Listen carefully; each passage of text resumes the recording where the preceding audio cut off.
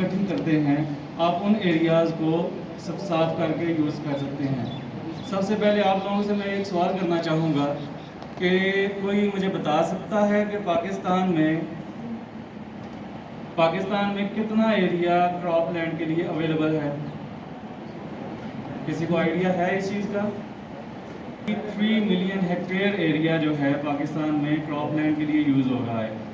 ठीक है, अब इसमें से कोई आइडिया किसी को कि वेजिटेबल्स के लिए कितना एरिया हम यूटिलाइज कर रहे हैं? किसी बच्चे को इस चीज़ का आइडिया हो? ओनली 0.35%। आप अंदाज़ा कर सकते हैं कि 22 मिलियन हेक्टेयर में से हम 0.35 मिलियन हेक्टेयर एरिया वेजिटेबल्स के लिए यूज़ कर रहे हैं, जो कि पाकिस्तान का 2.6% क्रॉपिंग लैंड बनती है, जो हमारे वेजिटेबल्स अंडर आ रही है। उसमें से भी बिग शेयर पंजाब शेयर कर रहा है, जो कि 52% तक आपको वेजिटेबल्स कवरेज दे रहा है। पूरे पाकिस्तान की नीड 50% पंजाब से पूरी हो रही है। ठीक है, तो अब इस चीज़ को अंडरस्टैंड करने की ज़रूरत है कि हम इसको कैसे बढ़ा सकते हैं बनिस्बत इसके कि हम टोटल नज़रें पंजाब की लैंड्स के ऊपर रखें या KPK की लैंड्स पर रखें। हम ऑल ओवर द पाकिस्तान अपनी वेस्ट लैंड्स को यूटिलाइज़ कर सकते हैं, और हमारी सबसे बड़ी वेस्ट लैंड हमारे घर के बैकयार्ड्स या लॉन्स हैं, और वो इसलिए कि हम उनको किसी निगाह में रखते ही नहीं हैं, वो किसी काम में नहीं है हमारे। तो हम उनको अपने इस काम के लिए प्रिपेयर कर सकते हैं, जो कि हमारे लिए यूज़फुल होंगे, कि हम सबसे पहली बात फ्रेश वेजिटेबल्स हासिल कर सकते हैं। दूसरी चीज़ कि वो टोटली ऑर्गेनिक होंगी, कि हम उसमें ना कोई फंजीसाइड हम ऐड करेंगे, ना कोई पेस्टिसाइड ऐड करेंगे, ना कोई पैथोजेनिक एक्टिविटीज़ के हवाले से कोई चीज़ ऐड करेंगे। Totally free from any inorganic sides. ठीक है, तो इसके लिए हमें करना क्या है? सबसे पहली चीज़ जो हमने करनी है वो ये है कि हमने अपने घर की उन साइट्स को, उन एरियाज़ को जिनको हमने इग्नोर किया हुआ है, उनको हम साफ़ सुथरा करके, क्लीन करके उसकी सॉइल को हम अकॉर्डिंग टू प्रॉपर रूल्स उसको प्रिपेयर करें। प्रॉपर रूल्स क्या हो सकते हैं? सादा सी बात है कि आपकी मिट्टी की हालत कैसी है। ठीक है, अब मिट्टी चिकनी मिट्टी भी होती है, ठीक है, रेतली मिट्टी भी होती है और मैरा भी होती है। अब इसमें से सब्जियात के लिए कौन सी मिट्टी सबसे ज़्यादा अहम है? किसी को आइडिया है इस चीज़ का? Maira? You are right. Maira ज़मीन बच्चे ने कहा है जी, खड़े हो जरा। किस बच्चे ने कहा है? यार हौसला करें, जिसने कहा है उसने जिन्होंने ठीक कहा है, है, आप खड़ा खड़ा करें अपना। ओके, इनके scouts clap, let's go. Well done. शाबाश। अब मैरा ज़मीन या रेतली मैरा ज़मीन ये सबसे अहम है हमारी सब्जियात की पैदावार के लिए। उसकी वजह क्या है कि ये अपने अंदर पौधे की जड़ों को आसानी के साथ पेनिट्रेट करने की इजाज़त देती हैं, और जो हमारी फाइब्रस रूट्स होती हैं उनको आसानी से ज़मीन के अंदर से खुराक मैसर हो जाती है। ठीक है, तो ये सबसे अहम चीज़ है कि हमने सबसे पहले देखना है कि हमारी ज़मीन कैसी है। चिकनी अगर मिट्टी है तो उसको हमने कन्वर्ट करना है रेतली मैरा या मैरा ज़मीन में। कन्वर्ट हम कैसे कर सकते हैं? कन्वर्ट करने का तरीका 2-3 तरीके हैं जो ऑर्गेनिक वेज में हैं। एक, हम अपना farm yard manure, leaves debris या को एनिमल डंग, हम इन 3 चीज़ों के ज़रिए अपनी सॉइल को बेटर प्रिपेयर कर सकते हैं। ठीक है, उसकी एरेशन को हम बढ़ा सकते हैं। स्ट्रेट फॉरवर्ड बात है कि जब सॉइल की एरेशन बढ़ेगी तो वो प्लांट्स की ऑक्सीजन सप्लाई के लिए भी हेल्पफुल होगी, उसकी रूट डीप पेनिट्रेशन के लिए हेल्पफुल होगी, और उसके बाद जितनी रूट उसकी गहरी जाएगी उतनी उसको वाटर टेबल के साथ कनेक्टिविटी उसकी बेहतर होगी, और वो न्यूट्रिशन हाईली अचीव कर सकता है और उसके बाद उसकी ग्रोथ बेटर होगी। ठीक है, तो हमें फॉर बेटर ग्रोथ और फॉर बेटर यील्ड हमें इस चीज़ के ऊपर कंसंट्रेट करना होगा। मीडिया, ग्रोन मीडिया जो है वो कैसा प्रोवाइड कर रहे हैं, सबसे पहली नज़र हमारी इसी चीज़ के ऊपर होगी। ठीक है, जब हमारा ग्रोन मीडिया तैयार हो जाए उसके बाद हमारा नेक्स्ट स्टेप जो होगा वो ये होगा कि हम चूज़ करेंगे कि हमारी घर की यूजुअल यूजेज कौन सी वेजिटेबल्स में है या कौन सी हर्ब्स में है।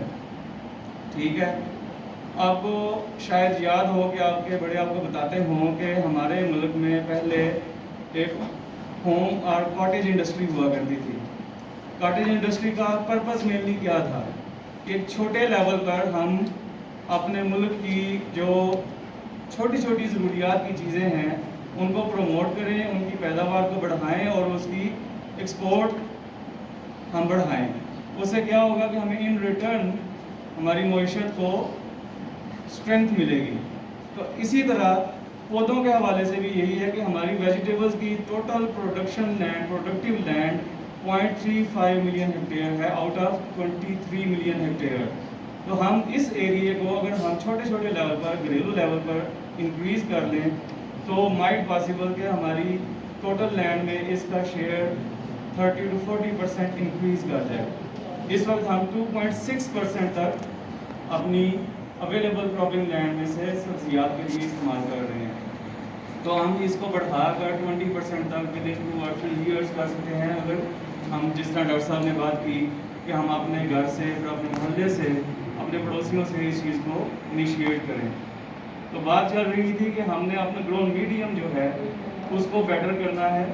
ठीक है, तो उससे क्या होगा, हमारे प्लांट्स जो हैं वो बेटर सर्वाइव करेंगे। यहाँ पर प्लांट्स के सर्वाइवल के लिए एक और 2-3 और चीज़ें हैं जिनको हमने मद्देनज़र रखना है।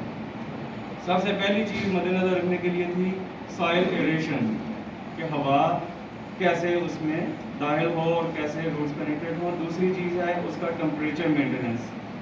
टेम्परेचर मेंटेनेंस कैसे होता है कि आपने उसे प्रॉपर ऐसे एरिया में ग्रो करना है जो एरिया आपके घर में मैक्सिमम सनलाइट प्रोवाइड कर सके।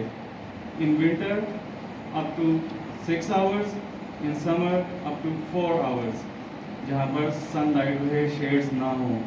ठीक है, ये लाइट उसको पेनिट्रेट हो गई, इसी से टेम्परेचर उसमें आएगा।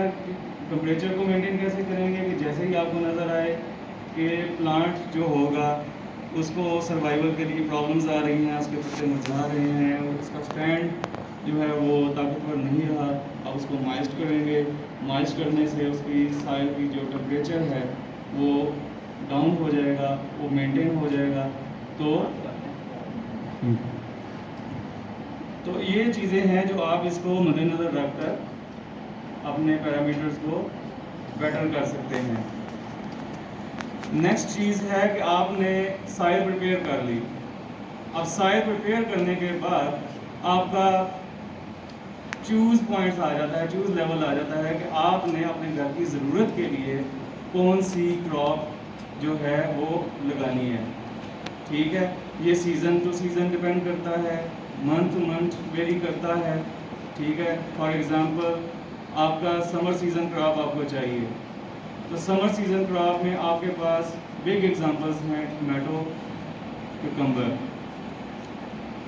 Big examples. पाकिस्तान में आप इनकी प्राइस फ्लक्चुएशंस भी देखते हैं, इनकी पैदावार भी आप देखते हैं, तो आप खुद इमेजिन कर सकते हैं कि ये चीज़ें हमारी पैदावार के लिए बहुत ज़्यादा अहम हैं।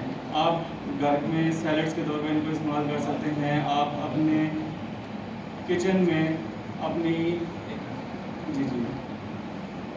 चीज़ों की ज़रूरत है, जिन क्रॉप्स की ज़्यादा ज़रूरत है, हम उनको मद्देनज़र रखते हुए प्लान करेंगे कि हम कौन सी फसल उगा सकते हैं। उसमें सबसे अहम हमारे घर की जो सब्ज़ियात में से हैं टमाटर, खीरा, सब्ज़ मिर्च इकोनॉमी में पड़ जाता है कि हम सब्ज़ियात का लेवल जो 0.35 मिलियन हेक्टेयर पर था, ये स्टेप बाय स्टेप छोटे छोटे लेवल से बढ़ते बढ़ते 10 से 20 मिलियन हेक्टेयर तक हम लेकर जा सकते हैं। ना भी लेकर जा सकें, एटलीस्ट हमारी इस काविश से 4 और 5 मिलियन हेक्टेयर तक इसको हम अचीव कर लेंगे with in 5 years with proper practice. अहम क्रॉप्स हमारी आ गई, टोमेटो, ब्रिंजल, क्यूकम्बर, पेपर्स। अब इनको ग्रो करने का तरीकाकार सिंपली आप लोग अपना एरिया कैलकुलेट करेंगे, कितना एरिया आपको गिवन है, उस एरिया गिवन में से आप परसेंटेज निकाल लेंगे। Just for example water filtration plant है इसी हमारा जिला साथ में, तो इसके पीछे एरिया एक कनाल पड़ा है। अब एक कनाल में आप 8x8 के डिफरेंट बेड्स डेवलप कर दें, ठीक है। एक कनाल में आपके तकरीबन 50 या मीटर